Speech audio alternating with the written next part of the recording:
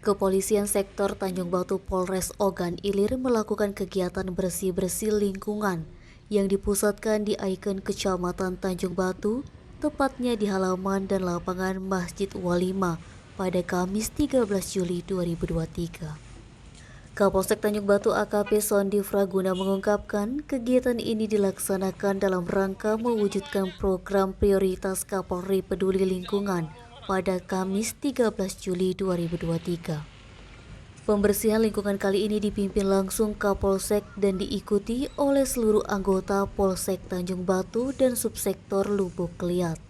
Diikuti pula oleh pihak Kelurahan Tanjung Batu Timur dan Satuan Tugas Badan Penanggulangan Bencana Daerah.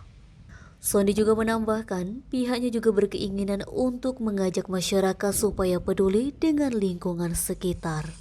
Sondi juga mengajak seluruh masyarakat Kecamatan Tanjung Batu beserta warga dalam wilayah hukum Polsek Tanjung Batu supaya selalu peduli dengan lingkungan. Menurut rencana, kegiatan bersih-bersih lingkungan ini akan dilaksanakan setiap 1 bulan sekali. Tentunya akan dilakukan dengan forum koordinasi pimpinan kecamatan.